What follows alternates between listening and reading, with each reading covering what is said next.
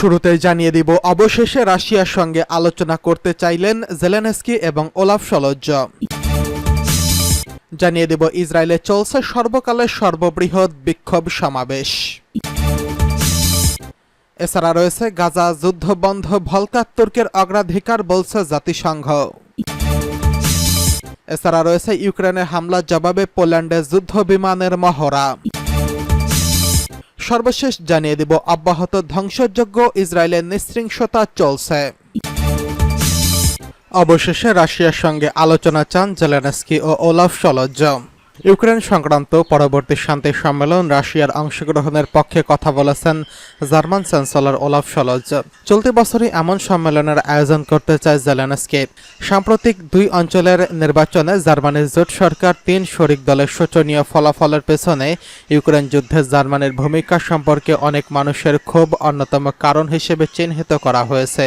আক্রান্ত দেশ হিসেবে ইউক্রেনকে সামরিক সহায়তার পাশাপাশি চ্যান্সেলর ওলাফ শলজের সরকার যথেষ্ট কূটনৈতিক উদ্যোগ নিয়ে রাশিয়ার সঙ্গে শান্তির কোনো প্রচেষ্টা চালাচ্ছে না বলে অভিযোগ দানা বেঁধেছে।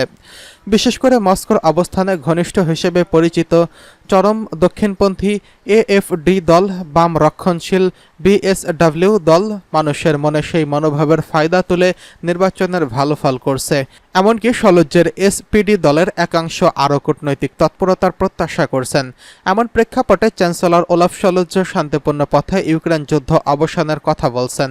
রবিবার প্রকাশিত এমন এক সাক্ষাৎকারে তিনি বলেন, ইউক্রেনের প্রেসিডেন্ট ভলোদিমির জেলেনস্কি এবং তিনি পরবর্তী শান্তি সম্মেলনে রাশিয়ার অংশগ্রহণের পক্ষে। উল্লেখ্য, ইউক্রেন যুদ্ধ অবসানের লক্ষ্যে গত 15 ও 16 জুন সুইজারল্যান্ডে আয়োজিত শান্তি সম্মেলনে 78টি দেশ অংশ নিয়েছিল। তারা ইউক্রেনের ভূখণ্ডে সার্বভৌমত্বের প্রতি সমর্থন জানালেও সেই লক্ষ্য অর্জনের পথ সম্পর্কে কোনো ঐক্যমত্যে আসেনি। ইউক্রেনের প্রেসিডেন্ট সেই সম্মেলনে 10 দফা শান্তি ফর্মুলা পেশ করেছিলেন, যার আওতায় ইউক্রেন থেকে রাশিয়ার সব সেনা তাড়িয়ে দিতে হবে এবং যুদ্ধ অপরাধের বিচার করতে হবে। সেই সম্মেলনে রাশিয়াকে আমন্ত্রণ জানানো হয়নি। চলতি বছরের দ্বিতীয় সম্মেলনের আয়োজন করার চেষ্টা চালাচ্ছে ইউক্রেন। জুলাই মাসের শেষে জেলেনস্কি অর্থবহ ফলাফল সম্ভাব্য করতে সেই সম্মেলনে রাশিয়ার অংশগ্রহণের পক্ষে কথা বলেছেন। জার্মানি ZDF টেলিভিশন চ্যানেলের সঙ্গে সাক্ষাৎকারে চ্যান্সেলর বলেন, তার মতে এই মুহূর্তে যুদ্ধের পরিস্থিতি নিয়ে বেরিয়ে আসার বিষয়ে আলোচনার সময় এসে গেছে। যদিও বর্তমান ঘটনা প্রবাহ সেই দিকে ইঙ্গিত করছে না, তা সত্ত্বেও শলজ এমনটাই মনে করেন।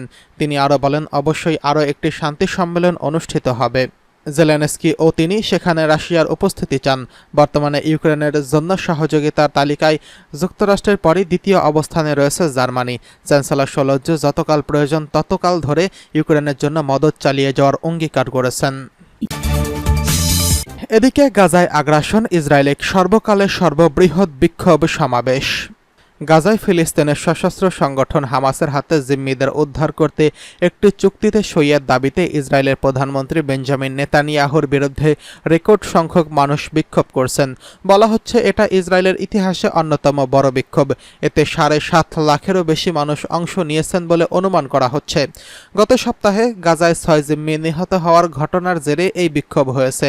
আল জাজিরার প্রতিবেদনে বলা হয়, জিম্মিদের পরিবারের সদস্যরা নেতানিয়াহুর বিরুদ্ধে একটি চুক্তিতে না পৌঁছানোর জন্য দোষারোপ করেছেন।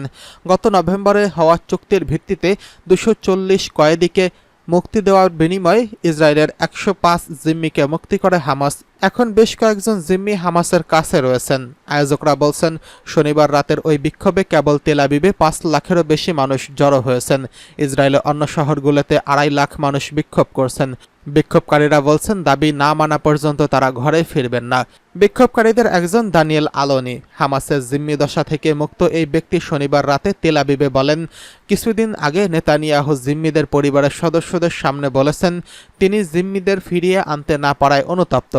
কিন্তু এটা কি ধরনের অনুতাপ প্রকাশ? আপনি আপনার গতিপথই পরিবর্তন করলেন না, আমরা আপনাকে ক্ষমা করব না। আর্ম কনফ্লিক্ট লোকেশন অ্যাক্ট ইভেন্টের ডেটা প্রজেক্টের তথ্য অনুযায়ী গত অক্টোবরের পর থেকে প্রতি মাসে ইসরায়েলে 113টি বিক্ষোভ হয়েছে। গাজা যুদ্ধ বন্ধ, ভলকার তুর্কের অগ্রাধিকার বলছে জাতিসংঘ। গাজা যুদ্ধের অবসানকে অগ্রাধিকার দিয়েছেন জাতিসংঘের মানবাধিকার বিষয়ক হাই কমিশনার ভলকার তুর্ক। সোমবার জেনেভায় সংস্থাটির মানবাধিকার কাউন্সিলের উদ্বোধনী ভাষণে তিনি গাজায় বছরব্যাপী যে যুদ্ধ চলেছে তার শেষ করার আহ্বান জানিয়েছেন। সোমবার জেনেভায় সংস্থাটির মানবাধিকার কাউন্সিলের উদ্বোধনী ভাষণে তিনি গাজায় বছরব্যাপী যে যুদ্ধ চালাচ্ছে তা শেষ করার আহ্বান জানিয়েছেন। জাতিসংঘের সদস্য দেশগুলোর প্রতি তিনি ইসরায়েলের বিরুদ্ধে আন্তর্জাতিক আইনের লঙ্ঘনের বিরুদ্ধে পদক্ষেপ নেওয়ার আহ্বান জানিয়েছেন। এই খবর দিয়েছে বার্তা সংস্থা রয়টার্স। এতে বলা হয়েছে, গাজার স্বাস্থ্য মন্ত্রণালয়ের তথ্য মতে গাজায় ৪১,০০০-এরও বেশি বেসামরিক নাগরিককে হত্যা করেছে ইসরায়েল। ২০২৪ সালের ৭ই অক্টোবর ইসরায়েলের দখলদারিত্বের বিরুদ্ধে নজিরবিহীন হামলা চালায় ফিলিস্তিনের স্বাধীনতাকামী সংগঠন হামাস। ইসরায়েলের দাবি, হামাসের হামলায় ১২০০ ইসরায়েলি নাগরিক নিহত হয়েছেন। এছাড়া হামাস সেই সময় ২৫০ জনেরও বেশি ইসরায়েলি নাগরিককে জিম্মি করেছে বলেও দাবি করে আসছে তেল আবিব। হামাস ইসরায়েলের যুদ্ধের অবসান এখন পর্যন্ত সেখানে পূর্ণাঙ্গ আঞ্চলিক সংঘাত এড়ানো এখন সবচেয়ে জরুরি বিষয় বলে উল্লেখ করেছেন ভলকার তুর্ক। কোনো অবস্থাতেই বিশ্বের কোনো দেশ আন্তর্জাতিক আইন অমান্য করতে পারবে না, সেটা জাতিসংঘের নিরাপত্তা পরিষদের বেঁধে দেওয়ার নির্দেশ হোক বা আন্তর্জাতিক অপরাধ আদালতের নির্দেশ হোক। তিনি জুলাইয়ের জাতিসংঘের শীর্ষ আদালত থেকে প্রকাশিত মতামতের উদ্ধৃতি দেন, যা ইসরায়েলের দখলদারিত্বকে বেআইনি বলে অভিহিত করেছেন। তিনি বলেন, এই পরিস্থিতি অবশ্যই বিস্তৃতভাবে মোকাবেলা করা উচিত। এদিকে ইউক্রেনে হামলার জবাবে পোল্যান্ডে যুদ্ধ বিমানের মহড়া। পোল্যান্ড সীমান্তের কাছে ইউক্রেনের পশ্চিমাঞ্চলীয় শহর লাভিবে আকাশপথে হামলা চালিয়েছে রাশিয়া। এরপর ন্যাটো সদস্য পোল্যান্ড তার যুদ্ধ বিমানকে প্রস্তুত করেছে। বার্তা সংস্থা রয়টার্স বলেছে, লাভিবে হামলার পর মঙ্গলবার রাতভর পুলিশ ও মিত্র বাহিনী যুদ্ধ বিমান আকাশে চক্কর দিয়েছে। ৮ দিনের মধ্যে এই নিয়ে তৃতীয়বারের মতো ন্যাটোর এই সদস্য দেশ নিজের প্রতিরক্ষা সক্রিয় করল। রাশিয়ার হামলায় লাভিভে কমপক্ষে ৭ জন নিহত হওয়ার খবর পাওয়া গেছে। এই হামলায় তারা ড্রোন ও ক্ষেপণাস্ত্র ব্যবহার করছে। এতে শহরটির কেন্দ্রীয় অংশে ঐতিহাসিক ভবনগুলো ধ্বংস হয়ে গেছে। লাভিভ শহরের মেয়র বলছেন, নিহতদের মধ্যে ৩টি শিশু রয়েছে। টেলিগ্রামে পোস্ট করা ভিডিওতে দেখা যায় ধ্বংস হয়ে যাওয়া ভবনগুলোর অন্যান্যদের সঙ্গে দাঁড়িয়ে আছেন। তিনি বলেছেন, স্কুল, বাসা, ক্লিনিক সহ কমপক্ষে ৫০টি স্থাপনাকে ধ্বংস করে দেওয়া হয়েছে। ওদিকে এক্সে পোল্যান্ডের সেনাবাহিনীর অপারেশনাল কমান্ড বলছে, ইউক্রেনের পশ্চিমাঞ্চলে রাশিয়ার হামলার পর পুলিশ ও মিত্রদের যুদ্ধ বিমান আকাশের টহল দিচ্ছে। গত রাতটা ছিল তাদের জন্য আরেকটি ব্যস্ত রাত। অব্যাহত ধ্বংসযজ্ঞ, ইসরায়েলের নৃশংসতা। পশ্চিম তীর এবং গাজায় সাধারণ ফিলিস্তিনিদেরকে অকাতরে হত্যা করছে ইসরায়েলি সেনারা। সারা বিশ্ব দেখছে শান্তি আলোচনার নামে যা হচ্ছে তা একরকম তামাশা। একদিকে আলোচনা, অন্যদিকে মানুষ হত্যা। এর মাধ্যমে সময় ক্ষেপণ করছে ইসরায়েলি প্রধানমন্ত্রী বেঞ্জামিন নেতানিয়াহু। সেই সময় তার সেনারা আগ্রাসী হয়ে একের পর এক হামলা চালাচ্ছে ফিলিস্তিনিদের উপর। প্রতিদিন সেখানে রক্ত ঝরছে। রোববার এই রিপোর্টে লেখা পর্যন্ত ২৪ ঘন্টায় গাজা জুড়ে কমপক্ষে ৩১ জন ফিলিস্তিনি হত্যা করা হয়। বাস্তুচ্যুত মানুষ আশ্রয় নিয়েছিল একটি স্কুলে। সেখানেও হামলা চালিয়েছে নৃশংস ইসরায়েলি বাহিনী।